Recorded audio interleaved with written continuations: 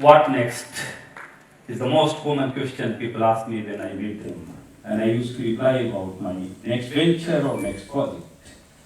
But of late, I stopped replying rather. I just smiled with a gleam in my eyes. But today, friends, I reply such question, but not now towards the end. Friends, my life had been a road with rumble steps, not a smooth road. Good that it was so. In a smooth road, there is every possibility of skidding. But on a road with rumble steps, the driver holds the steering firmly and carefully. So was the case in my life, and so my life journey was safe, yet adventurous, interesting, though there were ups and downs. मुझे जीवन में कभी मक्खन पर लकीर खींचने का सौभाग्य प्राप्त नहीं हुआ। मुझे तो बस पत्थर पर लकीर खींचने का सौभाग्य नहीं मिला, मुझे तो बस पत्थर पर लकीर खींचने का साहस जुटाने की जिम्मेदारी मिली और उसे मैंने बड़ी शिद्दत के साथ निभाने की कोशिश की। I knew the challenges ahead of me were never greater than the forces behind me. And my forces were my parents, the blessing, my friends and relatives, my own determination, my hard work, my honesty, my truthfulness. Friends, I was born in a humble, lower middle class family at Hojai. I had no fortune of studying in a boarding school, but I had the fortune of studying in a local Hindi medium school, which has the past glory of great academics. I used to be always topper in my class in the school. My father wanted that I should be a doctor. When I was in class 10, the student movement was going on in Assam. And so my father thought I may lose one academic year and send my elder brother for my admission elsewhere throughout the state. But since we were late, admission could not take place. We came back. Those were the days we used to stay in rented house. The landowner has asked my father to vacate the house within a span of 1 year time. We were all upset, worried. That was the time when my father's business was little picking up. He purchased a plot of land, but the question was now, who will construct the house? Since there were no academics, father entrusted the responsibility to me. I was just a 16-year-old young boy. I took up the challenge. And I took up the challenge without realizing the fact that this really is going to be the foundation for my life. Believe me, I just could complete the construction of a 3,500 square feet building in 8 months' time.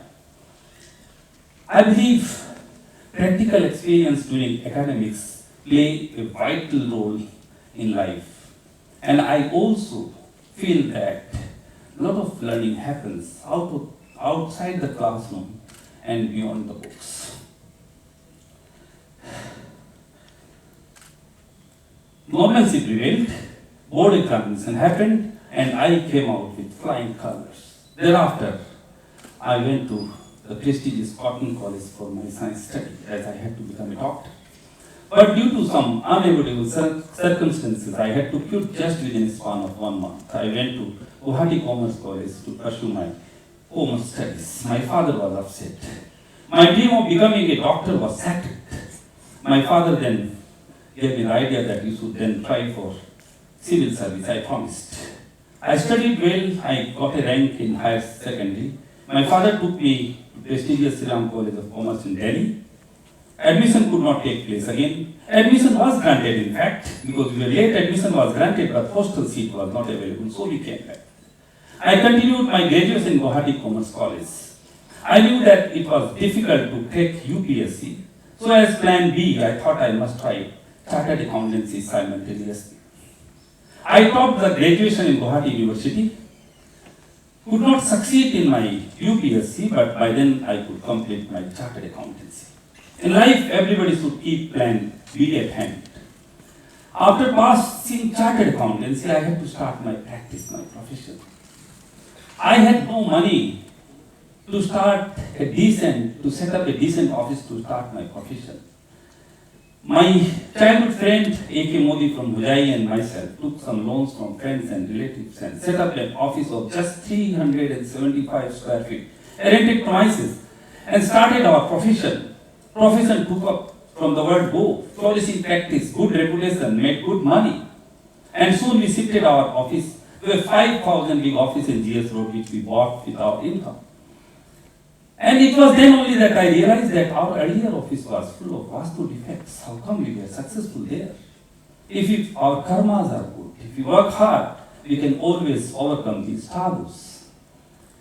Since I was never happy with my profession, I was not enjoying, I was not getting much interest, I always used to think to do something great. I wanted to become an entrepreneur, do something great for the society, especially in the education. So after the year 2000, I went into diversification, into media, into education, and into real estate, which was very close to my heart. We did quite well in real estate. I used to take certain amount of risk, which is very much essential. No risk, no gain. But I never took the risk which still amounts to gambling. Media, of course, was out of compulsion, never my trash. But my first education venture was not successful. Me and my co-founders were not on the same page. Our ideas never concurred. My ideas were not accepted by them. I was cornered. I was in deep depression. In fact, I went into cocoon in a ship, and I was totally upset, lost all hope and confidence. I thought it's all gone. In fact, it's never all over till it's over, and maybe something great is in the offing. Misfortune never comes alone. I had to incur huge losses in my media house, and during that period I lost my beloved mother. The period 2003 to 2007 was the worst phase of my life. Then came the year 2008, and I could see the sun shining bright for me. It was only 2008 when there came a turning point in my life when I took my son for admission to Bangalore for higher studies.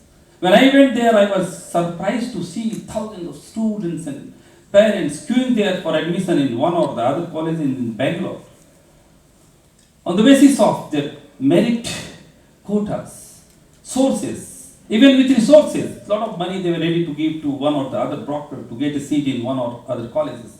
By then my son has got admission in one of the colleges, but I was trying to see that my son get admission in another college which is considered to be the finest there. I was really very upset. What an amount of exodus of students taking place from our state. The brain drain and huge amount of money is going. Why can't we set up such institution in our state? The idea started working. I really could have the courage to go straight to the head of that institution where I wanted my son's admission. I went to the principal, told him about my plan that look, I am planning to start an institution at Assam. He was convinced, and I told him, look, if you give admission to my son, he will come with a lot of experience over there which will help my institution to grow. He was convinced, granted admission to my son. I came to Assam. I met various people, but believe me, they demotivated me when I explained my plan, discouraged me, laughed at me. Even from my behind, people told me, grateful to have planned to invest so much money in education. But I was on my way, come what way may. A lot of things has to be done. I had nothing else than a plot of land, no money even. And simultaneously we had to do a lot of things. Purchase more lands, take permission from the authorities, FX body approval like AICT approval, affiliation from the university, finances from the bank, manpower, so many things. Believe me, it was just June 2008 when I was in Bangalore, and in December 2008, we had the foundation stone laying ceremony of Royal Group of Institutions. And the inauguration in July 2009, we thought, and I was surprised how all this could be possible. Of course, eventually in 2012, we had Royal Global School, and 2017, Royal Global University. I sometimes surprised how all this could be possible. The stake was very high. My pride, prestige, passion, money, everything were on stake. When the stake of a man is very high, the human mind gets ignited. And in that circumstances, the capacity enhances manifold, and that actually happened. We used to work from 6 o'clock in the morning till 1 o'clock in the night. The other reason, जब कोई व्यक्ति पूरे दिल और दिमाग के साथ पूरी ऊर्जा लगाकर ईश्वर पर विश्वास रखकर किसी कार्य में लगता है तो पूरी कायनात उसे सफल बनाने के लिए तैयार रहती है. The whole universe conspired to help him, and I believe that actually happened with me. And believe me, all this happened under the circumstances when the counterproductive forces were trying their level best. They left no stone unturned to disturb me.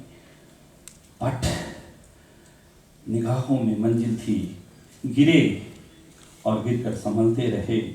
हवाओं ने बहुत कोशिश की, पर चिराग आंधियों में जलते रहे. Friends, I have never taken my institution as my profession or my livelihood.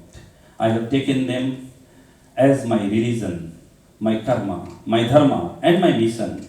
And so, I am very confident that this institution will at least become a small dot, a very small dot, in the farthest map of the world, which will be able to contribute its bit in cessation of the students from this part, in cessation of the exodus of the students from this part of the region, and eventually will be able to attract students from the neighboring states and the neighboring countries, Bangladesh, Bhutan, Nepal, and the ASEAN countries. In my life, things never happened the way I planned or wished. Rather, they happened the way they were destined. कह मुनि सही मवंत सुनो, जो विधि लिखा लीलार, देव दनुज नर नाग मुनि हो न मेट निहार. Whatever is destined, whatever is written on the forehead, nobody can erase. It is bound to happen. But does it mean we just rely on destiny and do not work hard? No. No, we must work hard. यथा हेकेन चक्रेण न रथस्य गतिर् भवेत्, एवं पौरुषकारेण विना दैवं न सिद्ध्यति. The way a chariot cannot go on one wheel, two wheels are required. Similarly, whatever is destined, whatever is stored in the destiny, will not be achieved without our sincere endeavor. I can explain this another way. In a game of cards, the card dealt to you are on the basis of your destiny and luck. But how would you play with those cards is your endeavor and your wisdom. When I look back, I think what happened in my life were much better and bigger than what I wished and I planned, and has to be, because they were the plans of the power above. Another thing which I learned in my life, friends, life is a game of ups and downs, highs and lows, and we must learn the art of tackling these situations, these challenges. Even after 2003 to 7 also, I faced a lot of challenges time to time. But at the later stage of my life, I could learn the tricks of the trade. Two important things: ignore and compromise. Just ignore what is not important for your business or for your life. And just compromise wherever it is possible, keeping aside your egos, but never ever compromise with your values, with your ethos, with your integrity. And when another thing, the matter comes for more closer people, that time you have another thing to do. Sacrifice.